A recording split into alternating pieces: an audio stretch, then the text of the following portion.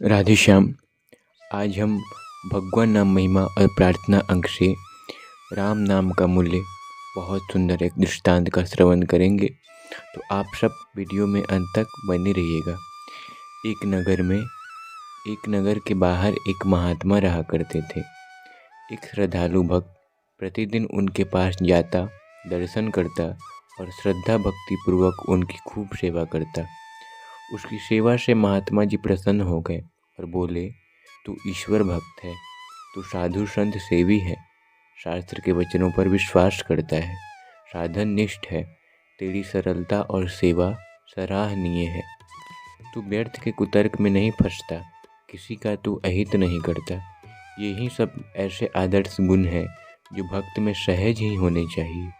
तुझको इन सद्गुणों से संपन्न और हर प्रकार से योग्य समझकर एक परम गोपनीय मंत्र दे रहा हूँ। इस मंत्र के वास्तविक महत्व को कोई नहीं जानता, इसे किसी को बतलाना देना मत।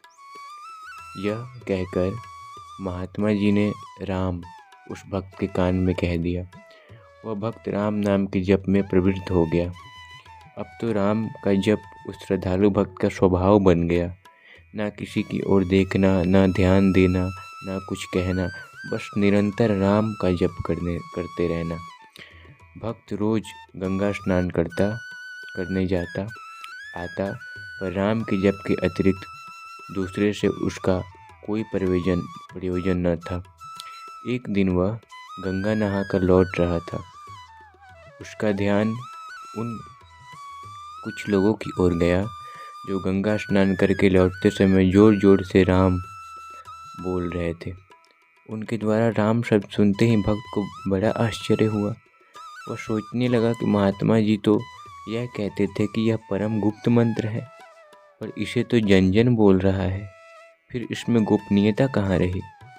मुझसे तो कहा कि किसी को बतलाना नहीं, और यहाँ तो हर एक के मुख पर राम है। अब वह भक्त घर न जाकर सीधा महात्मा जी की कुटिया पर पहुँचा और अपने मन का सारा संदेह महात्मा जी के सामने निवेदन करके बैठ गया। महात्मा जी उसकी मनोदशा से अवगत हो गए। उन्होंने कहा, अच्छी बात है, मैं तुम्हारे संदेह को मिटा दूंगा, तुम चिंता मत करो, पहले मेरा एक बहुत ज़रूरी काम कर दो। यह कहकर महात्मा जी ने अपनी झोली से एक चमकता कांच सा निकालकर उस भक्त को दिया और कहा, वत्स, इसको लेकर तुम बाजार में जाओ और इसका मूल्य आंकवा लाओ। देखो, इसको किसी भी मूल्य पर बेचना नहीं है, केवल यही पता लगाना है कि इसका मूल्य क्या है। सरल चित्त और श्रद्धालु भक्त ने महात्मा जी की बात मान ली, अपने संदेह को एक बार वही छोड़ दिया और महात्मा जी के आज्ञानुसार उस कांच के मूल्य अकवाने के लिए बाजार में गया। बाजार में प्रवेश करते ही उससे एक साग बेचने वाली मिली। भक्त ने उस साग बेचने वाली को दिखाकर उसका मूल्य पूछा। साग वाली ने विचार किया, यह कांच बड़ा ही चमक रहा है, बच्चों के खेलने के लिए बढ़िया चीज़ है। यो सोचकर उसने भक्त से कहा, यह मुझे दे दो और बदले में 2 सेर आलू ले जाओ। भक्त ने वह कांच वापस ले लिया और आगे बढ़ा। सामने सुनार की दुकान आई। सुनार को दिखाकर भक्त ने कांच का मूल्य पूछा। सुनार ने देखकर सोचा कि यह देखने में नकली हीरा लगता है, अतः इसका मूल्य 100 रुपये देकर भी ले लेने में कोई हानि नहीं होगी। सुनार ने उस कांच का दाम 100 रुपये बता दिया। सुनार से कांच लेकर भक्त आगे बढ़ा, एक महाजन की दुकान पर गया और उससे कांच को दिखाया। महाजन ने देखा और सोचा, है तो यह नकली हीरा, पर इतना बढ़िया है कि इसे कौन नकली कहेगा। फिर हमारे घर की बहू बेटियों को पहने देख इसे सब असली कहेंगे। यो विचार कर महाजन ने 1000 रुपये मूल्य रूप देने को कहा। भक्त और आगे बढ़ा। अब भक्त के मन में उत्साह आ गया। दाम की जांच जो कराता जा रहा था, तो कांच की श्रेष्ठता और उच्चता प्रकट और सिद्ध होती जा रही थी। फिर भक्त एक जौहरी की दुकान पर गया। जौहरी ने देखा और मन ही मन कहा, यह लगता तो हीरा है, पर इतना बड़ा और बढ़िया हीरा तो कभी देखा नहीं।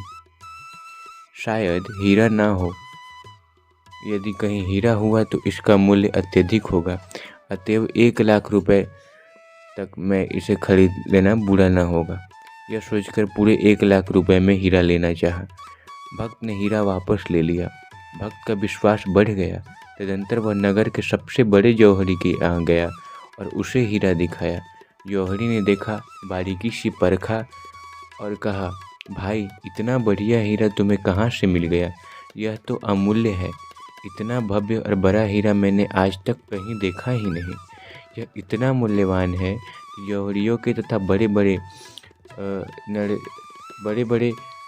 नरेश्वर के सारे हीरों का जितना दाम हो सकता है वह सब मिलाकर भी इसके मूल्य के बराबर नहीं हो सकता। वास्तव में इसका मोल आंकना किसी की भी बुद्धि से बाहर है। यह उस कांच और अब हीरे के मूल्यांकन की पराकाष्ठा थी। भक्त लौटकर महात्मा जी के पास आ गया। महात्मा जी ने भक्त से कांच का मूल्य पूछा। भक्त ने कहा, महाराज यह तो अमूल्य हीरा है। साग वाली ने 2 सेर आलू बताया। सुनार ने बदले में 100 रुपये देने चाहे। महाजन ने 1000 आंके। जौहरी ने 1 लाख कहा और नगर के सबसे बड़े जौहरी ने यह कहा कि यह अमूल्य है। देश के सारे हीरे मिलकर भी मूल्य में इसकी बराबरी नहीं कर सकते। महात्मा जी ने वह हीरा वापस लेकर झोली में रख लिया। भक्त ने कहा, महाराज मैं तो आपके आज्ञानुसार आपका काम कर आया, अब आप मेरे संदेह को दूर कीजिए। महात्मा जी ने हंसते हुए कहा, कर तो चुका भैया। बात भक्त की समझ में आई नहीं। उसने विनम्रता सहित पूछा, कैसे गुरुदेव? महात्मा जी बड़े प्यार से बोले, अभी तुमको प्रत्यक्ष उदाहरण दिया ना। तुम हीरा लेकर बाजार में गए, किसी ने 2 सेर आलू, किसी ने 100 रुपये, किसी ने 1000 अथवा 1 लाख रुपए मूल्यांकन किया, पर सच्चे जौहरी इसे अमूल्य बताया। चीज़ एक ही थी पर सबका मूल्यांकन अलग अलग था। इसी तरह राम नाम भी अमूल्य वस्तु है। इसका सच्चा मूल्य आंका नहीं जा सकता। और तो क्या, स्वयं राम भी इसका मूल्य नहीं बता सकते। राम न सकहि नाम गुण गाई। इस रहस्य को वही जानता है जिस पर भगवान की कृपा होती है। राम नाम लेने वाले बहुत लोग हैं पर कीमत जानने वाले बिरले ही होते हैं। भक्त का सारा संदेह दूर हो गया। अत्यधिक श्रद्धा भाव से उसने महात्मा जी के चरणों में प्रणाम किया और वह अधिक नाम निष्ठा के साथ घर को लौट आया।